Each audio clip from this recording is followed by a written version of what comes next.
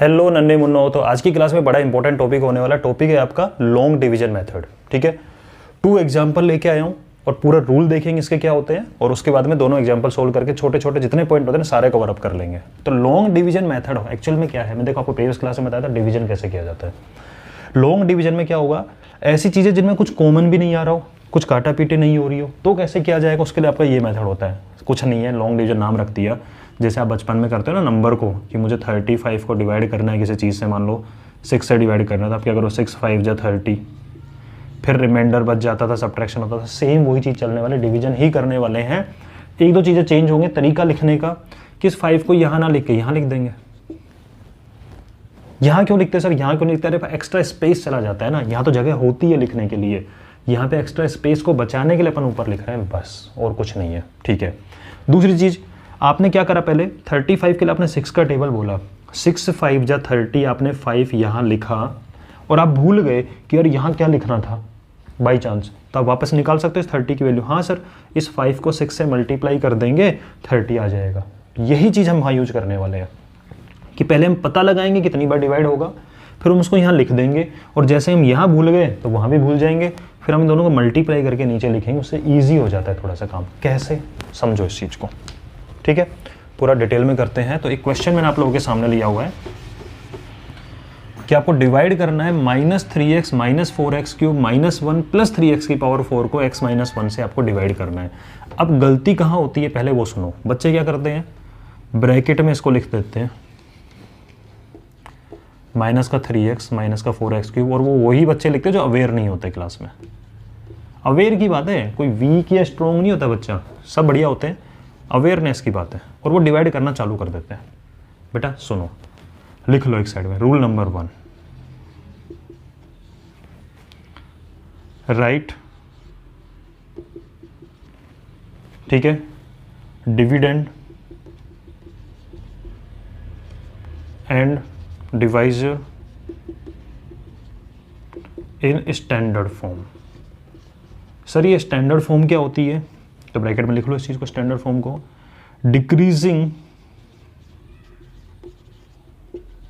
Power of variable. Variable की decreasing power में लिखनी। मैं स्टैंडर्ड फॉर्म के बारे में बात की थी जब मैंने चैप्टर पढ़ा रहा था, उस टाइम पे स्टैंडर्ड फॉर्म बारे में बताया था कि ax³ + bx² + cx, ध्यान दो, ax² + bx + c, ax + b, जो स्टैंडर्ड फॉर्म लिखा थे सब में x की पावर डिक्रीज होते हुए आ रही थी। उस बात का ध्यान रखना था आपको, इसको भी स्टैंडर्ड फॉर्म में कन्वर्ट करना है, इसको भी स्टैंडर्ड फॉर्म में कन्वर्ट करना है। ठीक है, तो पहले अपन कर लेते हैं एक बार इसको स्टैंडर्ड फॉर्म में कन्वर्ट। तो इसको ऐसे नहीं लिखा जाएगा। क्या ये स्टैंडर्ड फॉर्म में है, बिल्कुल है, x की पावर 1 है यहाँ पे, x की पावर 0, डिक्रीजिंग ऑर्डर में है। इसको भी डिक्रीजिंग में लिखो, सबसे ज़्यादा पावर दिख रही है 1 3 0 4, तो पहले इसको लिखो। सर प्लस या माइनस, बेटा ये टर्म कैसी है, पॉजिटिव है तो विद साइन ही तो आएगी, फिर ये विद साइन उठाना है, फिर ये -3x और फिर ये -1, समझ गए। अब डिक्रीजिंग ऑर्डर में है, बस second step, focus on first term, focus on first term only. Sir किसकी फर्स्ट टर्म, अरे दोनों की फर्स्ट टर्म, इसकी भी फर्स्ट टर्म पे फोकस करो और इसकी भी सिर्फ फर्स्ट टर्म पे फोकस करो। स्टैंडर्ड फॉर्म में लिखने का बेनिफिट ये होता है कि आपको अगर पूरे नंबर को देखने की नीड नहीं है, इसको पूरे को देखने की नीड नहीं है, सिर्फ फर्स्ट टर्म पे फोकस कर लो, इसकी फर्स्ट टर्म पे फोकस कर लो। ठीक है, लिखा ये वाला रूल। फर्स्ट क्वेश्चन है, पूरा एक एक रूल को लिखते करेंगे, सेकंड क्वेश्चन में डायरेक्टली अप्लाई कर देंगे। ठीक है, चलो जी। तो जब आपने इसके ऊपर फोकस किया तो डिवाइड ही तो कर रहे थे, तो सिर्फ फर्स्ट टर्म को इसकी फर्स्ट टर्म से डिवाइड करो। तो आप 3x की पावर 4 को अभी साइड में लिखते चलना, फर्स्ट क्वेश्चन इसलिए, इस सिर्फ x से डिवाइड करो। सर हमें डिवाइड तो x - 1 से करना था, वो हो जाएगा, टेंशन क्यों ले रहे हो, आप सिर्फ फर्स्ट टर्म पे फोकस करो। क्या आएगा, सर ऊपर 3 है, ऊपर x 4 टाइम है, नीचे x 1 टाइम है, तो ऊपर x टाइम 3 टाइम बचेगा। ये मैं आपको ऑलरेडी बता चुका हूँ प्रीवियस क्लास में। ठीक है, यानी कि इसके अंदर जब डिवाइड करोगे इससे तो 3x³ टाइम डिवाइड होगा ये, तो 3x³ को लिख सकते हैं, इतनी बार डिवाइड होगा। फिर मैंने अभी आपको जो सिखाया था कि अगर मुझे 37 को डिवाइड करना है 6 से, तो आप 6 6 जा 36 लिखते हो, फिर आप भूल गए नीचे क्या लिखना है, क्योंकि हमें नहीं पता भी नीचे क्या लिखना है। तो अब क्या करोगे, सर इन दोनों को वापस मल्टीप्लाई कर लो, 6 से 36 आ जाएगा, बस वही काम करना है। यानी इन दोनों को पूरे को ओनली x को नहीं, पूरे को। सर क्यों पूरे को? अरे डिवाइड तो पूरे से ही करना था, वो तो हमने ट्रिक लगाया एक छोटा सा कि सिर्फ अकेले से काम चल के अपनी वैल्यू निकल गई। ठीक है, करना तो पूरे से डिवाइड होता है, करना तो पूरे से ही होता है ना। ठीक है, तो इस 3x³ को इस x-1 से मल्टीप्लाई करो, क्योंकि यहाँ भी अपन मल्टीप्लाई करके लिख रहे हैं, रिलेट करते रहना, फर्स्ट क्वेश्चन है। तो आप इस 3x³ को इस पूरे x-1 से मल्टीप्लाई करो। डिस्ट्रीब्यूशन प्रॉपर्टी लगेगी, एक बार ये इससे मल्टीप्लाई होगा तो 3x³ और 1 मिलकर 4 बना, ये पॉजिटिव नेगेटिव नेगेटिव, 3x³ को 1 से मल्टीप्लाई किया, 3x³ आ गया। ठीक है, मतलब मुझे नीचे लिख देना है इस चीज़ को, बिल्कुल लिख देना है, यहाँ भी नीचे लिखते हैं, 36 के नीचे लिखा था ना आपने अभी, तो 3x⁴ हो गया और माइनस का 3x³। सर एक चीज़ बताओ, बाई चांस नंबर कुछ ऐसा होता कि ये क्यूब वाली टर्म ना होकर स्क्वायर वाली टर्म होती, तो क्या उसको इसके नीचे लिखते? नहीं, पावर 4 वाले के नीचे पावर 4 वाली आएगी, पावर 3 के नीचे पावर 3 आएगी, पावर 2 के नीचे पावर 2 आती, पावर 1 के नीचे पावर 1 आएगी। बाई चांस, सुनना, बाई चांस अगर ये माइनस का 3x² होता तो, उस केस की बात कर रहा हूँ, नहीं बनेगा, होता तो माइनस के 3x² को आप इसके नीचे नहीं लिख सकते, आप इसके नीचे भी नहीं लिख सकते, एक जैसे नहीं है, इसके नीचे भी नहीं लिख सकते, इसको साइड में लिखते, बिल्कुल देश निकाला दे तू बाहर चल। ठीक है, ऐसे अपन उसको सबसे अलग लिखते हैं, समझ रहे हो इस चीज़ को? ये में ध्यान देने वाली बात है, सबके नीचे उसके जैसा ही आता है। फिर क्या करते, वो क्वेश्चन आएगा जब देखेंगे। ठीक है जी, तो ये तो अपना माइनस का 3x³ आया, तो इसके नीचे लिखा जा सकता है। फिर क्या करते हो आप डिवाइड करने के बाद में? सर सब्ट्रैक्ट करते हैं। तो एक से ज़्यादा टर्म कभी भी हो तो माइनस साइन लगा रहा हो कभी भी, तो ब्रैकेट जरूर लगाया करो। एक से ज़्यादा टर्म हो तो ब्रैकेट हमेशा लगेगा।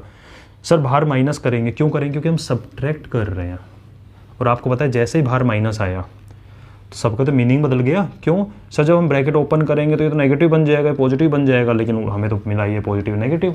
तो उस चीज़ को बचने के लिए क्या करोगे? जैसे ही माइनस आता है अंदर वाले सबके साइन चेंज हो जाएंगे। ये नया साइन बनेगा इसका माइनस, इसका नया साइन बनेगा प्लस, साइन अपोजिट हो जाते हैं। क्यों हो जाते हैं? अब ब्रैकेट ओपन करके देख लें, क्योंकि देखो अपन मीनिंग चेंज नहीं कर सकते लाइन का, समझ रहे बात को? हम लाइन का मीनिंग चेंज नहीं कर सकते, बस अलग तरह से लिख सकते हैं।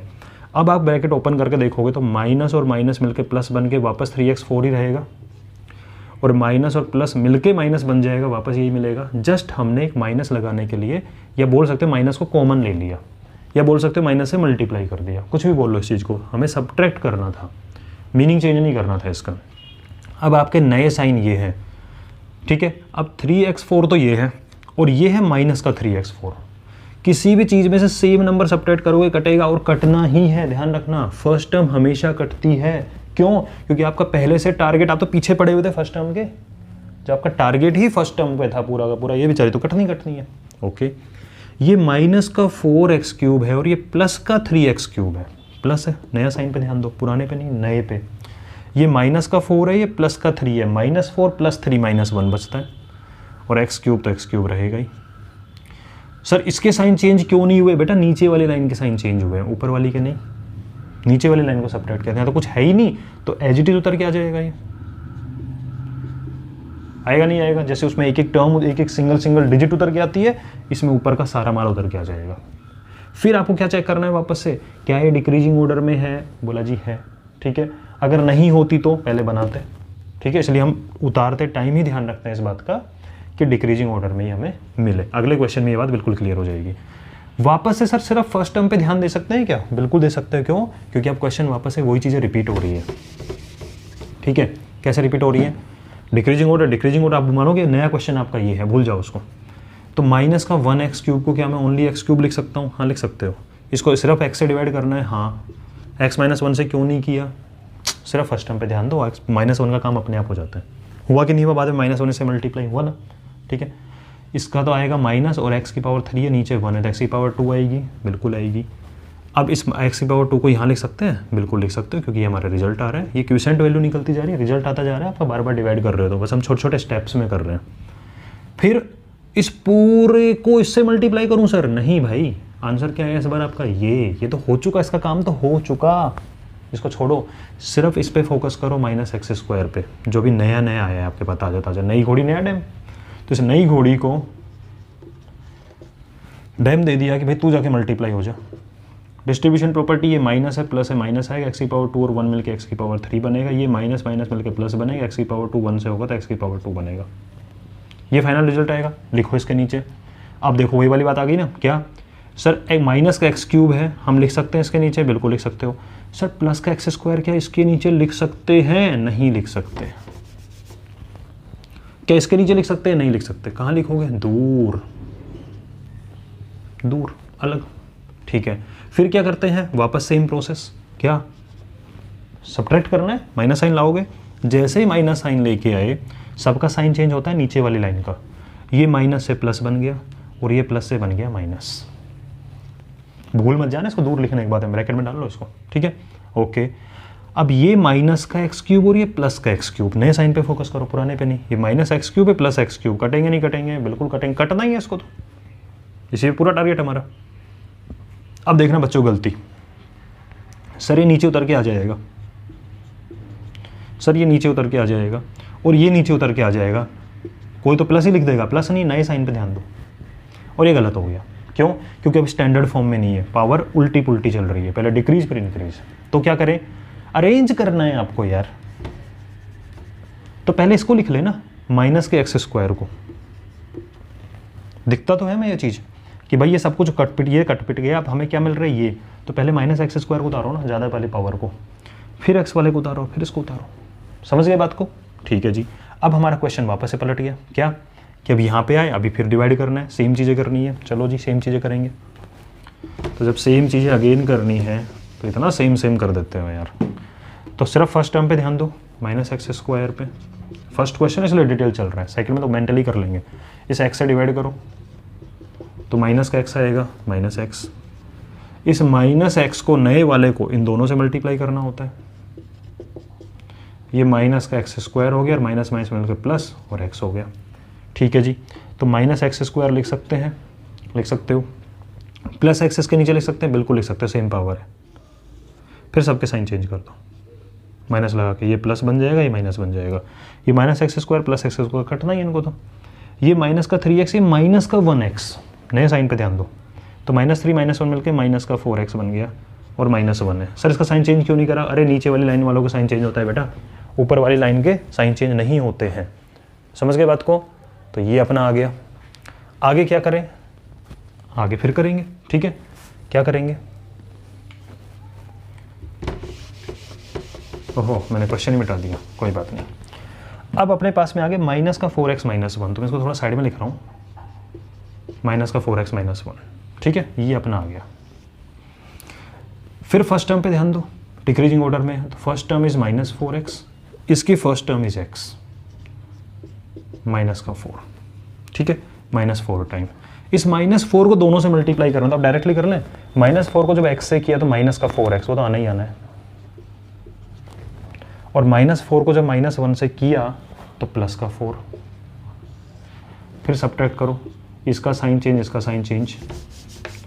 -4x + 4x कटना ही है, माइनस का 1 माइनस का 4 इज माइनस का 5। सर आगे क्या करें? आगे क्या करें? तो मुझे एक चीज़ बताओ, ध्यान से सुनना इस चीज़ को, और इम्पोर्टेंट नोट लिखेंगे। वही चीज़ अगर मैं आपको बोलूँ 42 को आपको डिवाइड करना है 9 से, 9 4 जा 36, 6 बच गया। क्या फर्दर डिवाइड करते हो? अगर मैं आपको बोलूँ डेसिमल में नहीं लाना है तो? नहीं सर, अगर डेसिमल में नहीं लाना है तो हम बोल दे देंगे कि ये 4 तो आंसर है हमारा और 6 क्या है हमारा? रिमाइंडर है। तो आप कब रुकते हो? जब इस रिमाइंडर की वैल्यू इस डिवाइजर से छोटी हो जाती है, तब हम रुक जाते हैं। अगर ये 9 से बड़ा होता तो हम फिर डिवाइड करते हैं, ठीक है। तो इस रिमाइंडर की वैल्यू डिवाइजर से जैसे ही कम हुई, आप फर्दर डिवाइड नहीं कर सकते अगर डेसिमल में आंसर नहीं लाना है तो हम कब रुकते हैं? When reminder is less than divisor, तब हम स्टॉप हो जाते हैं। तो यहाँ भी स्टॉप होने के लिए कुछ होना चाहिए क्या? तो यहाँ स्टॉप होने के लिए आपकी कंडीशन लगेगी, लिख लो इस चीज को, we stop division process, note डाल के लिख लेना इस चीज को, वी स्टॉप डिवीजन प्रोसेस, कहीं तो रुकना पड़ेगा, इफ फर्स्ट केस, क्या तो रिमाइंडर 0 ही आ जाए, मतलब पूरा पूरा डिवाइड हो जाए, तब तो रुकना ही रुकना होता है। और सेकंड केस, सेकंड केस क्या बना भैया आपका,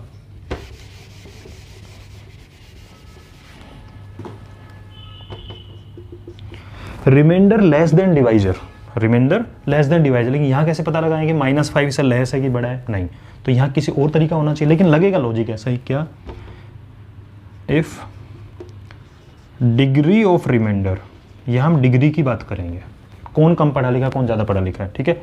if degree of reminder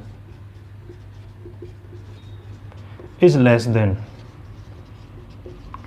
degree of divisor, यहाँ रिमाइंडर की वैल्यू, न्यूमेरिकल वैल्यू जब इससे छोटी होती थी तो रुक जाते थे, यहाँ रिमाइंडर की डिग्री अगर इससे छोटी होगी तो रुक जाएंगे। 5 की डिग्री क्या है, 0, कांस्टेंट पॉलिनोमियल की डिग्री क्या होती है, 0 होती है, इसकी डिग्री क्या है, 1 है, तो हम रुकेंगे नहीं रुकेंगे। यहाँ हम क्यों कर पाए डिवाइड, क्योंकि इसकी डिग्री 4 थी, इसकी डिग्री 1 थी, ज़्यादा थी, कर सकते थे, वैल्यू ज़्यादा होती डिवाइड करते हैं। यहाँ डिग्री 3 थी, डिग्री 1 थी, डिवाइड किया। यहाँ डिग्री 2 थी, ठीक है, डिग्री 1 थी, फिर डिवाइड किया, डिग्री 1 थी, डिग्री 1 थी, करा, सेम होने पे करते हैं। आप मुझे बताओ, आप 9 को 9 से डिवाइड नहीं करोगे क्या, करेंगे ना, सेम नंबर में डिवाइड करते हैं ना, ठीक है। जब ये छोटा होता तब डिवाइड नहीं करते ना, तो यहाँ छोटा नंबर बच गया ना डिग्री के अकॉर्डिंग, तब डिवाइड नहीं करेंगे, नोट को ध्यान रख लेना। और इंपॉर्टेंट क्वेश्चन है, अच्छे क्वेश्चन करेंगे, वहाँ पे कंसेप्ट काम आएगा। If degree of remainder is less than degree of divisor, हम स्टॉप कर देते हैं रिविज इस प्रोसेस को, समझ गए। तो इस प्रोसेस को करने के बाद में अब मुझे बता दो सिंपल क्वेश्चंस के आंसर, इसमें क्या आंसर, ठीक है जी। पूछता हूँ मैं आपसे फाइनल, क्यूसेंट की वैल्यू क्या आएगी सर, क्यूसेंट मतलब ये आंसर, इसकी वैल्यू आ रही है 3x³ माइनस का x² माइनस का x - 4। रिमाइंडर की वैल्यू क्या आ रही है सर, रिमाइंडर की वैल्यू -5 आ रही है, ठीक है। यानी जब इसको इससे डिवाइड करूंगा तो आंसर ये आएगा, रिमाइंडर -5 आएगा। कोई समस्या है इसके अंदर, ठीक है। कोई क्लास लेंगे उसके अंदर बताएंगे, अभी एक क्वेश्चन और है कि उसमें बताएंगे कि रिमाइंडर की वैल्यू डायरेक्टली भी निकल जाती है, आप ये प्रोसेस को किए बिना भी निकाल सकते हैं, लेकिन आज अपना फोकस उस चीज़ पे नहीं है, आज अपना फोकस है लॉन्ग डिवीजन पे, ठीक है। अब सेकंड क्वेश्चन करेंगे तो थोड़ा सा फास्ट होगा वो, और आपको उसको मेरे से पहले एक बार वीडियो पॉज करके सॉल्व करना है और बाद में बताना सही है कि नहीं है। तो आपको डिवाइड करना है, इसी को बदल देते हैं, डिवाइड 1 + x³ बाई x + 1, ठीक है। वीडियो पॉज करो, डिवाइड करो, फिर बताना सही गया गलत गया। अब मैं करके बता रहा हूँ। पहली बात, अगर आपने इसको ऐसे लिख के चालू कर दिया तो आप गलत कर रहे हो, स्टैंडर्ड फॉर्म में लिखो दोनों को।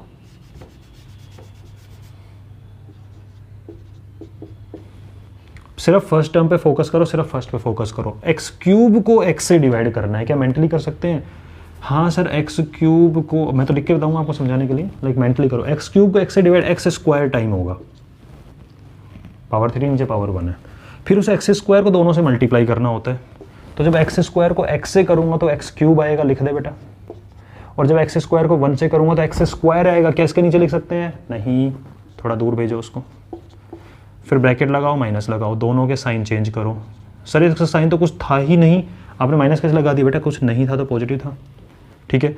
अब नया साइन ये पॉजिटिव x³ है, माइनस का x³ कटेंगे, कटने ही हैं। फिर कुछ बच्चे गड़बड़ करेंगे, इसको 1 लिखेंगे, इसको -x² लिखेंगे, गलत, स्टैंडर्ड फॉर्म में लिखो। तो इन दोनों में कंपेयर करो, ज़्यादा पावर किसकी है? सर इसकी पावर ज़्यादा है 2, तो पहले इसको लिख। सर +x² लिख दूँ? क्यों लिख देगा भाई? नया साइन क्या है? माइनस, और फिर इसको उतार +1। सर इसका साइन चेंज क्यों नहीं करा? बता चुका हूँ, नीचे वालों का होता है, ऊपर वालों का नहीं होता है। फिर माइनस का x² को x से डिवाइड कर, -x²। देखो सेकंड क्वेश्चन मैंने थोड़ा सा काम आपका मेंटली करवाया है। फिर माइनस का x² को x से डिवाइड करा तो माइनस का साइन आएगा, बिल्कुल आएगा, और x की पावर 1 ही बचेगी। माइनस का साइन आएगा, x की पावर 1 ही बचेगी।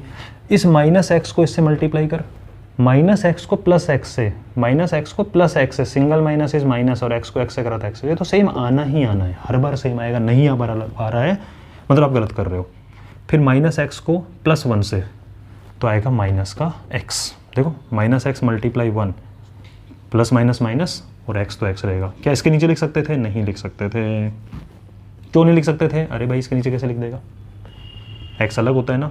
फिर ब्रैकेट लगाओ, साइन चेंज हो जाएगा दोनों का। ये -x² +x² कटना ही है। सर 1 लिख दूँ? क्यों लिखेगा? +x लिख, पहले स्टैंडर्ड फॉर्म में बनाना है, +1। इस x को इस x से डिवाइड किया सर 1 टाइम, 1 को x से मल्टीप्लाई किया x, 1 को 1 से मल्टीप्लाई किया 1, दोनों साइन चेंज। सर ये भी कट गया, ये भी कट गया, तो दोनों एक साथ कट सकते हैं? क्यों नहीं कट सकते? रिमाइंडर क्या आ गया? 0। रिमाइंडर 0 क्या शो कर रहा है?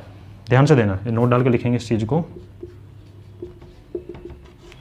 रिमाइंडर 0 कब आता है? ध्यान से बताना। अगर मैं 6 को 2 से डिवाइड करता हूँ, 2 3 जा 6, मेरा रिमाइंडर 0 आता है कि नहीं आता है? बिल्कुल आता है। और जब रिमाइंडर 0 आता है तो आप बोलते हो कंप्लीट डिवाइड हो गया। तो पहले पॉइंट लिखते हैं, नोट का first point, if remainder is equal to 0, divisor divided dividend completely. देखो कितनी बार आ गई कि डिवाइजर ने डिविडेंड को कंप्लीट डिवाइड कर दिया, डिवाइजर ने डिविडेंड को कंप्लीट डिवाइड कर दिया अगर रिमाइंडर 0 निकल के आ रहा है तो। पहली बात। दूसरा पॉइंट, आप मुझे बताओ जब पूरा पूरा डिवाइड हो गया तो आप मुझे बताओ 6 को आप 2 इंटू 3 तो लिखते हो? हाँ सर लिखते हैं 2 इंटू 3। तो क्या आप ऐसे नहीं बोल सकते कि जब 6 इज इक्वल टू 2 इंटू 3 लिखा तो आप मुझे बताओ ये 2 और 3 क्या है 6 के? सर ये 2 और 3 6 के फैक्टर है। बचपन पढ़ा हुआ है। किसी भी चीज़ के फैक्टर कैसे करते हो? प्राइम फैक्टराइजेशन प्रोसेस यूज करके। 6 2 से करा 3, 3 से करा 1। तो अगर पूरा पूरा डिवाइड छोड़ो, 6 के फैक्टर है ये? बिल्कुल फैक्टर है। तो अगर ये फैक्टर है तो अगर मैं 2 से डिवाइड करूँगा तो पूरा पूरा होगा? हाँ सर, फैक्टर वही तो होता है जो पूरा पूरा डिवाइड कर दे।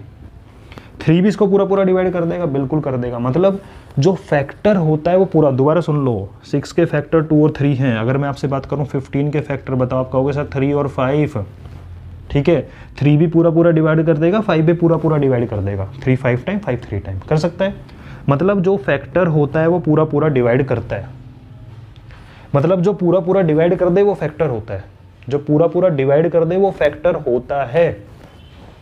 जो पूरा पूरा डिवाइड करता है वहाँ रिमाइंडर भी 0 आता है। मतलब अगर रिमाइंडर 0 आ गया तो पूरा पूरा डिवाइड हुआ, और पूरा पूरा डिवाइड हुआ तो वो उसका फैक्टर है। ये बातें समझ में आ रही हैं? जो पूरा पूरा डिवाइड कर, 2 इसको पूरा डिवाइड करेगा, रिमाइंडर 0 आएगा, मतलब 2 इसका फैक्टर है। मतलब जब रिमाइंडर 0 आ जाए वो फैक्टर होता है। इसका मतलब यहाँ पर रिमाइंडर 0 आ गया तो आप बोल सकते हो कि जो डिवाइड करने वाली चीज़ थी वो इसका एक फैक्टर है। बिल्कुल है। जैसे 2 से डिवाइड कर रिमाइंडर 0 आया तो 2 इसका एक फैक्टर है, 6 का बिल्कुल है। तो आप लिख सकते हो कि इफ, तो पहले वैसे लिखते हैं फिर नोट डाल के पूरा लिखेंगे। तो लिखो here x + 1 is a factor of this. क्यों फैक्टर है? क्योंकि रिमाइंडर 0 आया। उससे क्या हो गया? रिमाइंडर 0 आया मतलब पूरा पूरा डिवाइड किया, मतलब फैक्टर ही पूरा पूरा डिवाइड। तो देखो हम वेरिएबल की बात कर रहे हैं लेकिन एग्जांपल कहाँ से उठा रहे हैं? जो हम बचपन से जानते हैं वहाँ से। ठीक है। तो दूसरी चीज़, अगर मैं आपको बोलूँ 2 का मल्टीपल बताओ, तो 2 का मल्टीपल एक तो 2 होता है, एक 4 होता है, एक 6 होता है। यानी ध्यान रखना, फैक्टर अगर इसके 2 और 3 हैं तो 2 का एक मल्टीपल 6 भी है और 3 का भी एक मल्टीपल 6 है। बिल्कुल 3 के टेबल में भी आता है ये, 3 1 जा 3, 3 2 जा 6, मल्टीप्लाई ऐसे लिखते हो, मल्टीप्लाई कर करके। तो अगर 2 फैक्टर है 6 का तो 6 मल्टीपल है 2 का। 3 फैक्टर है 6 का तो 6 मल्टीपल है 3 का। 3 फैक्टर है 15 का तो 15 मल्टीपल है 3 का। और 5 फैक्टर है 15 का तो 15 मल्टीपल है 5 का। इस बात को अपन चाहे तो ऐसा लिख सकते हैं एक बार कि अगर आपने 15 इज इक्वल टू लिखा हुआ है 3 इंटू 5, तो 15 का एक फैक्टर तो है 3 और 3 का क्या है ये 15 मल्टीपल। समझ गए? तो अगर x + 1 इसका फैक्टर है तो ये इसका मल्टीपल होगा। तो इस बात को लिख लो थर्ड पॉइंट बना के।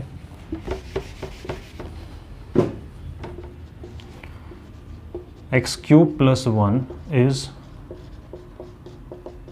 Multiple of x + 1। और ये मल्टीपल फैक्टर वाली कहानी कब बन पाई? जब रिमाइंडर क्या था? 0। तो यहां ब्रैकेट में लिखो if remainder equal to 0, if remainder equal to 0। तो जब कभी रिमाइंडर 0 होगा मतलब पूरा पूरा डिवाइड करेगा, तो डिवाइड करने वाली चीज उसका फैक्टर होती है, जिसको डिवाइड किया उसका मल्टीपल होता है। ये बातें कैसे याद रहेंगी? यहां से याद रहेंगी। ये तो पढ़ चुके हो भैया 7th 8th क्लास में, 6th में पढ़ चुकी ये चीजें। ठीक है, तो ये बात का ध्यान रखना है अपन को। तो चाहो तो एक बार नोट डाल के एक चीज लिख दो इस चीज़ को खुद से बनाना भाई, मैं आपको समझा दिया, इसको अपनी लैंग्वेज में लिख लेना कि if remainder is 0 then divisor जिससे डिवाइड करते हैं, divisor is a factor of dividend. लिख लो इसका नेक्स्ट पॉइंट। तो इफ कॉमन फॉर्मूला है, if remainder is equal to 0 then divisor is a, ये जनरल बात कर रहा हूँ, सिर्फ इस क्वेश्चन की बात नहीं है, जनरली यही होता है कि जब कभी रिमाइंडर 0 आएगा, कोई भी एग्जांपल पकड़ लो, तो डिवाइजर उसका फैक्टर होगा। Divisor is a factor of dividend. Next point, if remainder is equal to 0 then dividend is multiple of divisor. तो इन्हीं बातों को अपनी लैंग्वेज में प्रॉपर तरीके से लिख लेना। नेक्स्ट क्लास में और आगे चलेंगे और इससे रिलेटेड इसको जो कंसेप्ट आपको बताया है प्रैक्टिस करके रखना भाई, लॉन्ग डिवीजन की सारे रूल को याद रखते हुए, ठीक है। तो नेक्स्ट क्लास में मिलते हैं नेक्स्ट टॉपिक।